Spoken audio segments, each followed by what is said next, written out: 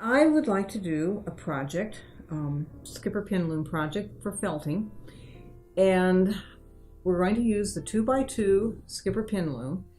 It's the smallest pin loom, skipper pin loom, but you can do a lot with them, and they're really fast to warp, weave, and pop off. And again, you can do a lot with them. What we're going to be doing is a felted curtain tieback. You could also use, if you wanted to, the 2x4, the 2x8, or the 2x6, and you could combine them. You could have the 2x2 with the 2x4, the 2x8, 2x whatever. But we're just going to stick with the 2x2. This is worsted weight yarn, felts beautifully. I wanted to felt the kitchen curtain tiebacks, or for whatever room in the house you would want to do, because it's a little stiffer, a little firmer. But you could use acrylic yarn for a little looser weave. It would be fine. But this is a felted curtain tieback. These, I've used 22 2x2 squares, 11 for each color. This is a strip unconnected. Again, my tie-on knot tail always is in the lower left-hand corner, facing down. This is my anchor square, my anchor tie-off tail. That will be the last one to be woven in when the project is finished, because that orients me to the direction of the project. So I would connect these two squares, and then these two squares, then I would start connecting strips as I connect the squares. Here are 22 squares, same wool, worsted wool yarn, connected, and another one connected. We're going to felt one of these strips and then show you the difference in shrinkage, so that you can see how the felted one looks against the unfelted one. I prefer doing this project at the kitchen sink because I can control it. If I do it in the washing machine, which is fine for some projects, I wouldn't have that sense of control that I will have at the kitchen sink. So we're going to take one and go do it. And I would also like to show how to do crimp fringe. Okay, we are at my kitchen sink, and we have 22 2x2 squares connected for a kitchen or curtain tieback. When you're doing felting, when you first start, you want the water lukewarm. I use a little bit of dish detergent. If you're doing the Nuno felting, you're going to want to use olive oil soap. But for kitchen felting projects, the dish detergent works just fine. Now, this is lukewarm water. You want these fibers to soften and open up so that they will start to lock. And that takes a little bit of time. So while we're letting it do that, I would like to show this to you.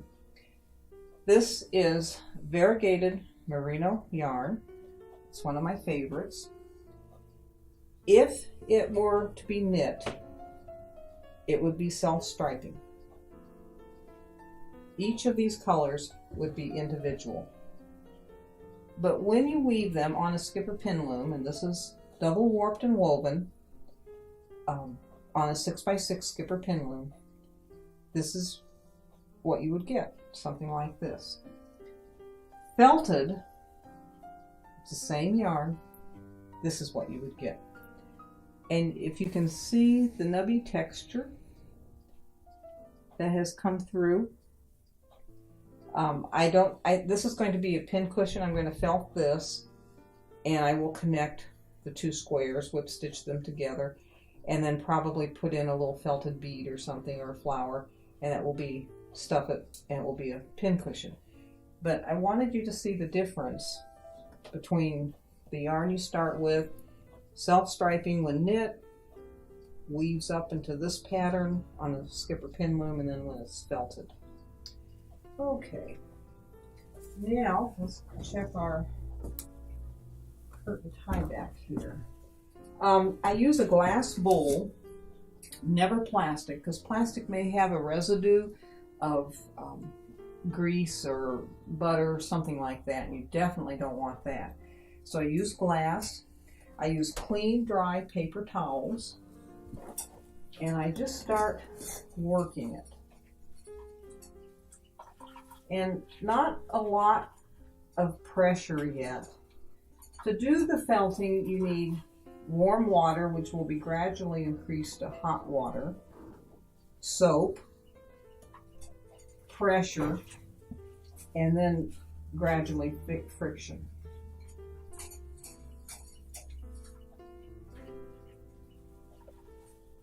Felting at the kitchen sink is great for the little projects. Let's see.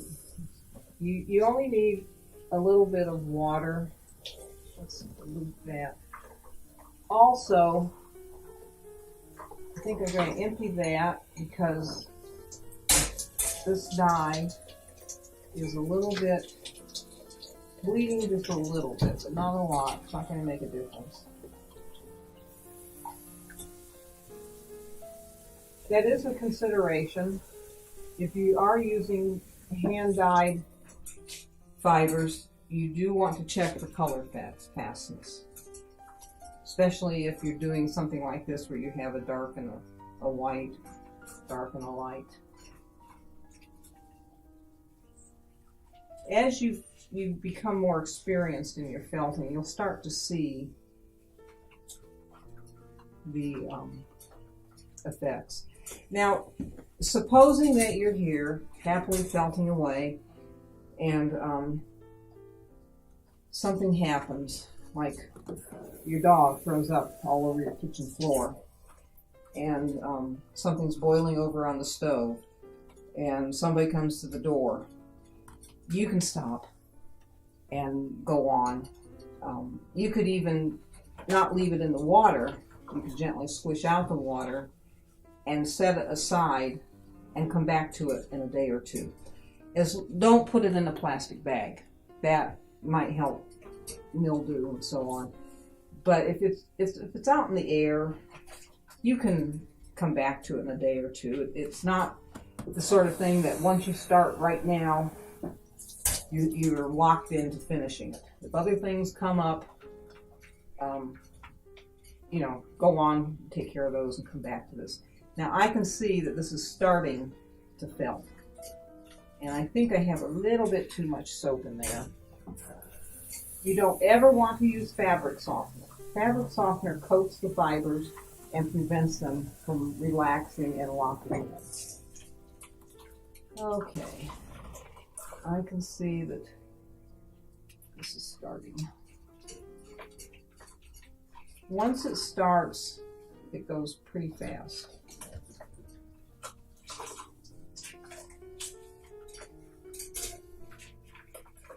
Now we're going to start just gently. I'm not doing a lot of pressure yet. Yeah. But a little bit more. Yeah, it's starting. Yeah. Periodically, you want to stop and kind of give it a little tug because you don't want it to felt into a big bowl, or I mean a big ball. You just keep going. Now, you can see that it is starting. And this would be the weaver's call. Maybe this is as much felting as you'd like. That's fine. I prefer it to be a little stiffer. And I also like that nubby texture to come through. Now we're starting to get this. Okay, this is when you just put a thin trickle of water. It'll start warm, but now you want the temperature of the water to increase.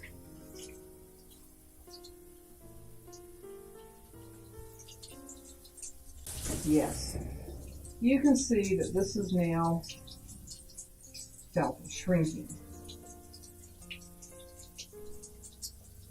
In a project like this, you definitely want fibers that are compatible in felting.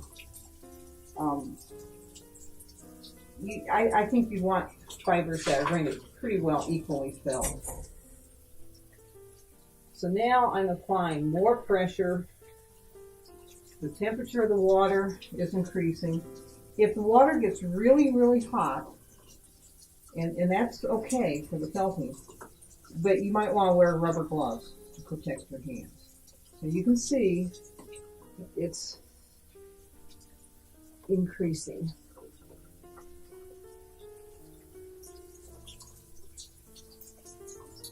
You can see that nubby texture is beginning to show.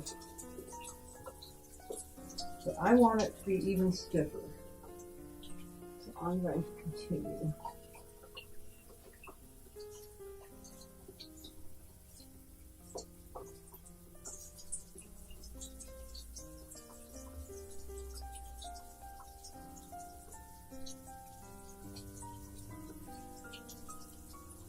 You can see that is a really nubby texture. Now, if I were to put this in the washing machine, it would really probably be too small.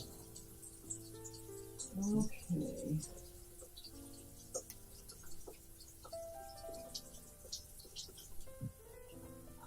I think I'm about done.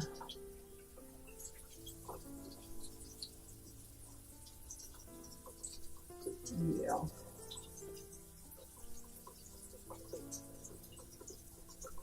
Let me do it one more time. Now, I'm going to run it under cold water. That will shock the fibers and stop. And I'm going to also stretch it.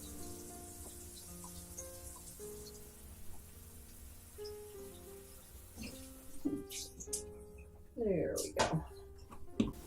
And there you have it. You can hang it.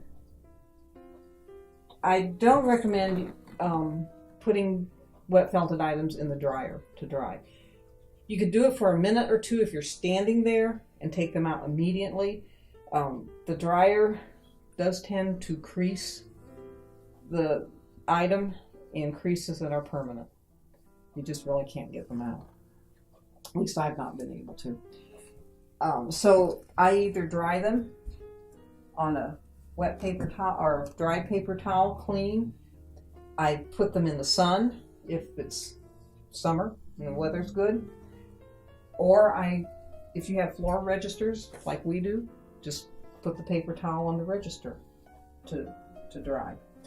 I want to show you this while we're here.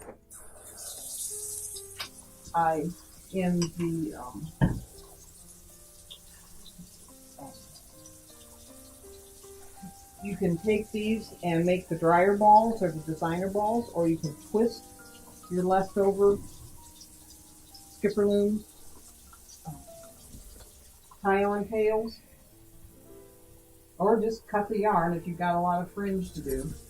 Let that soak in there, and then give them a little twist. This is tedious. It is boring, but it really is effective. It's worth it. You want to get them back up so they're even. I do this for scarf fringes, pillows, purses, whatever. Take them apart periodically or you'll get a funny looking felted ball, which, you may want. Just keep rubbing it. And you can see how that's nubbing up. And you got this end. Sometimes you have to, when it's dry, just trim it.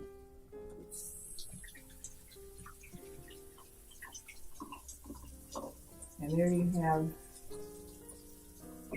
the felted, just a crimped felted fringe. We got this. Give that a little twist. Again, rub this. Pull it apart.